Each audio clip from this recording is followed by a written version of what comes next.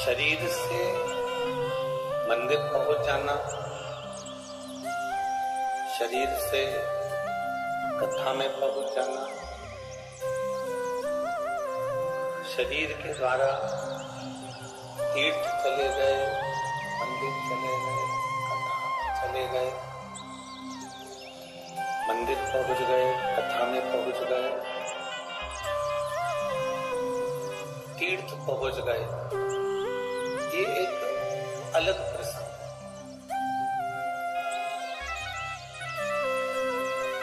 पर शिव महापुराण की कथा कहती है कि शरीर के द्वारा मंदिर जाना एक अलग बात, शरीर के द्वारा कथा में जाना एक अलग विषय, शरीर के द्वारा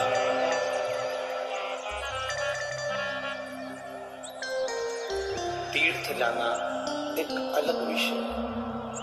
पर शिव कथा कहती है कि शरीर से ज्यादा जरूरी है आपका मन, आपका चित्त, आपकी बुद्धि परमात्मा की शरणागति तक जा, भगवान की कथा तक जा, भगवान के भजन तक पहुंचे। पीछे आवाज नहीं जा रही आशीष? तो परेशान हो रहे हैं।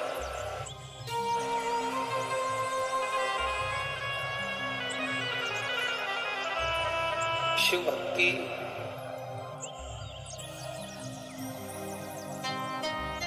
शरीर की मूलता से नहीं है। शिव भक्ति इस मन, चित्त, बुद्धि की मूलता।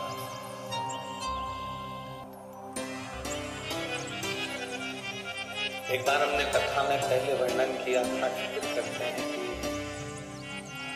एक शरीर के द्वारा जल चढ़ाना, शरीर के द्वारा जल समर्पित करना, और एक शरीर के द्वारा जल समर्पित करना, और एक मन के द्वारा जल समर्पित करना।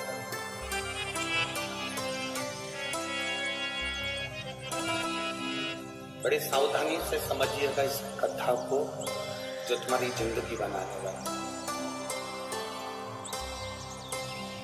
एक शरीर के द्वारा शिवजी को जल समर्पित करना, शिवजी को जल चढ़ाना, और एक मन के द्वारा भगवान शंकर को जल समर्पित करना।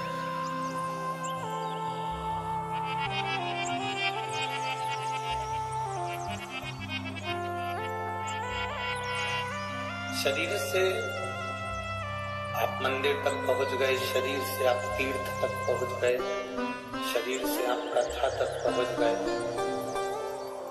पर यदि ये मन,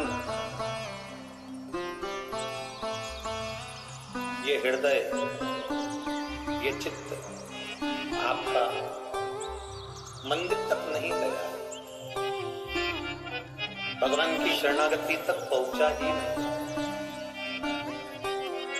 ये मन भगवान की भक्ति में लग ही नहीं रहा, ये मन भगवान की शरणागति तक पहुंच ही नहीं रहा, तो फिर शिव महापुराण की कथा कहती है कि आप मंदिर जाते भी रहे हो, तीर्थ जाते भी रहे हो, भगवान का भजन करते भी रहे हो, तो ये मूल नहीं है।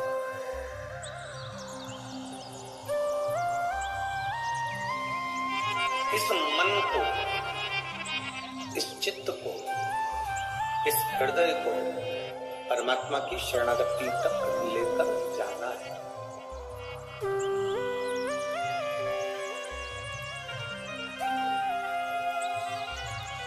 एक बात,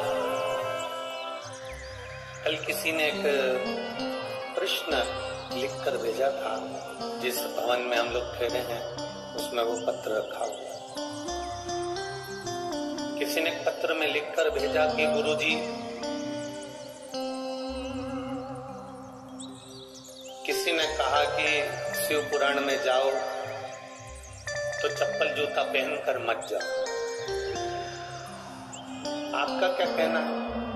उस पत्र का जवाब मूल हम यही कहेंगे कि कथा में जाओ, जूता पहन कर जाओ, मना नहीं है, पर कथा में जाओ तो अहंकार पहनकर मत जाओ।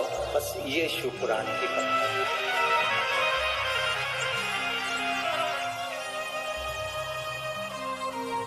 चप्पल उतार दोगे, जूता उतार दोगे और मालूम पड़े तुम्हारे भीतर अहंकार इतना ज्यादा हो गया कि तुम कथा में जाकर बैठ भी गए और अभिमत्ता में भूल गए, तो वो कथा श्रवण करने का कोई लाभ नहीं है।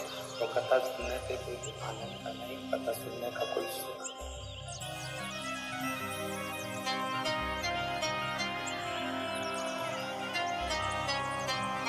भगवान के पास जब हम जाएं, भगवान की शरणागति में जब हम जाएं, पाँव में जूता है नहीं है, पाँव में चप्पल है नहीं है, उससे कोई फर्क नहीं पड़ता, पर मूल है कि तुम्हारे अंदर का अहंकार तुम बाहर छोड़कर आए कि नहीं आए।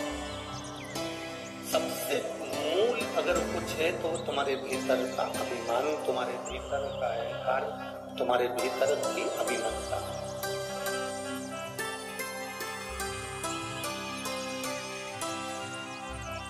कोई कहे कि हमने भगवान भोलेनाथ जी के लिए सावन के महीने में व्रत रखा।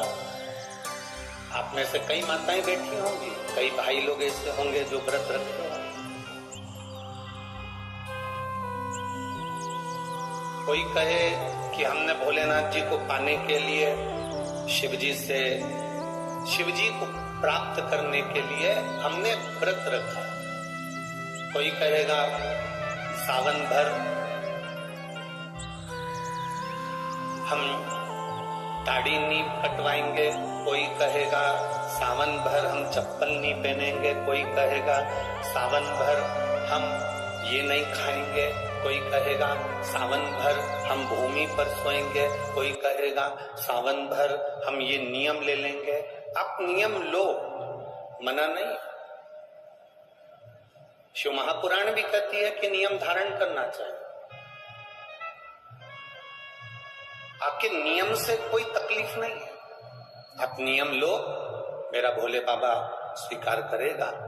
पर सबसे बड़ा नियम एक होना चाहिए कि मैं जब भी मंदिर जाऊंगी, सावन के महीने में मैं जब भी शिव पुराण में जाऊंगी, मंदिर जाऊंगी, देवालय जाऊंगी, शिवालय जाऊंगी, तीर्थ जाऊंगी, या गंगा का स्नान करने को जाऊंगी, या शंकर जी को एक लोटा जल चढ़ाने के लिए जाऊंगी, मंदिर जाऊंगी, तीर्थ जाऊंगी, कथा में जाऊंगी, पर उस मंदिर, तीर्थ और कथा में मैं कभी किसी की निंदा नहीं करूंगी। ये संकल्प हमारा भारी है।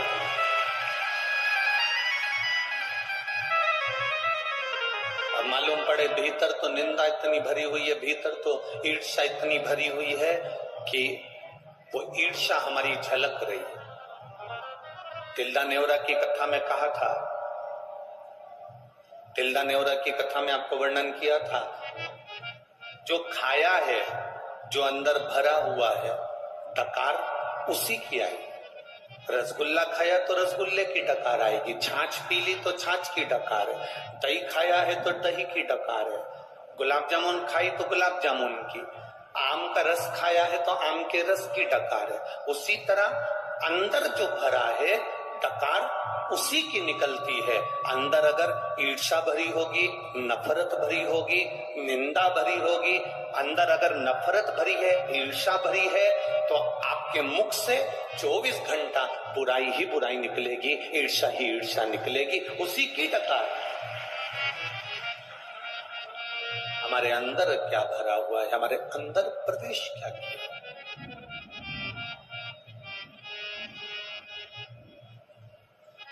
भूखे रहने का व्रत आप करते हो, मना नहीं।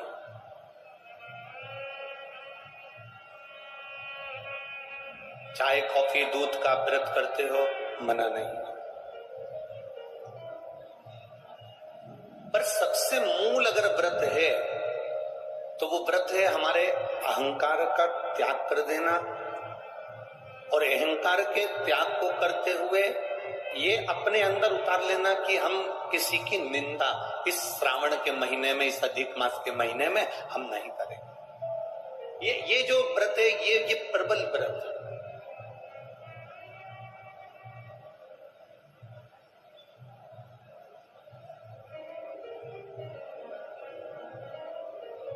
भक्ति के बल को बढ़ाना। कथा में जाओ, जूते पहनकर जाओ, चाहे चप्पल पहनकर जाओ, मना नहीं, पर अहंकार को पहनकर मत जाओ, अभिमान को सिर पर रखकर मत जाओ। लंका का राजा रावण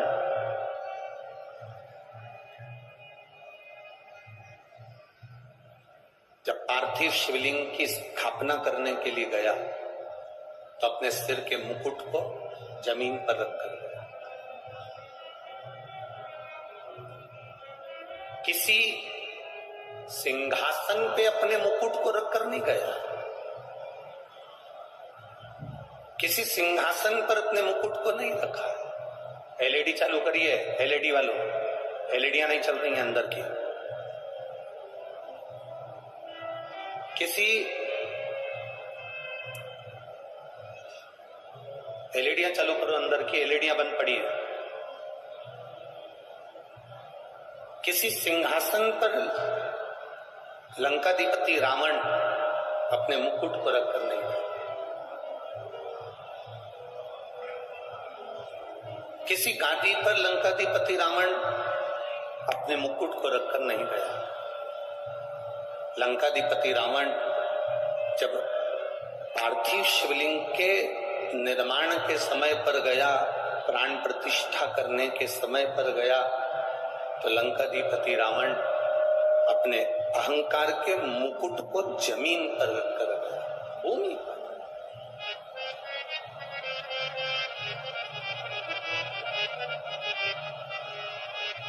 और जो ये भूमि पर रखा, अहंकार जितना नीचे होगा उतना आप उन्नति की सीढ़ी पर चढ़ते चले जाओ। अहम, अभिमान जितना नीचे होगा आप उतनी उन्नति की सीढ़ी पर चढ़ते चले जाओ।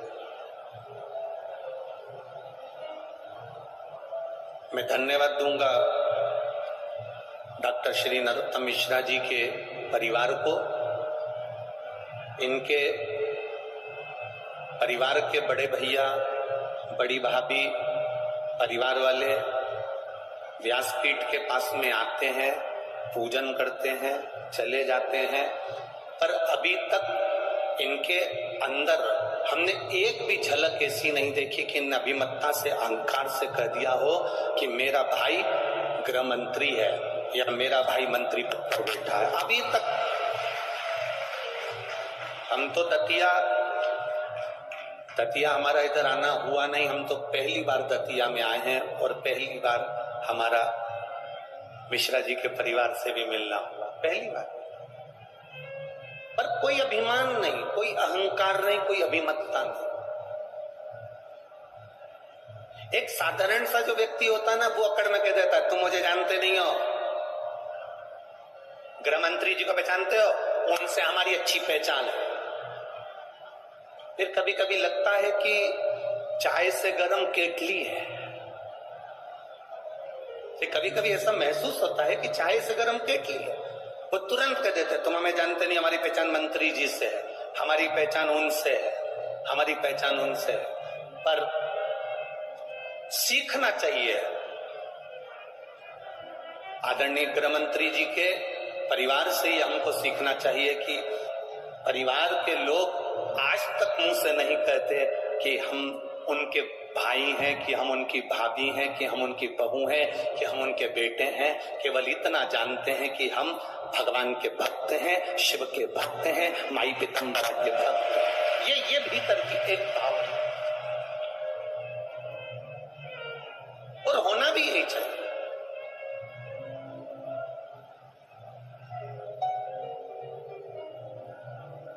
भगवान की अविरल भक्ति को पाने के लिए कोई अभिमान की जरूरत नहीं पड़ती। लंकाधिपति रावण ने अपने सिर के मुकुट को जमीन पर इसीलिए रखा कि अभिमतता किसी को ना दिखे।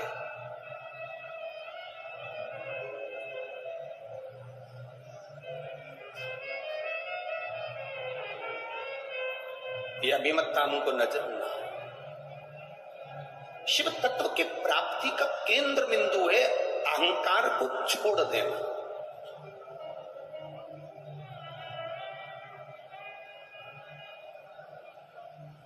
और जब तक हमारा अहंकार हमारे पास से नहीं जाता तब तक हमें भक्ति का आनंद ही नहीं आता।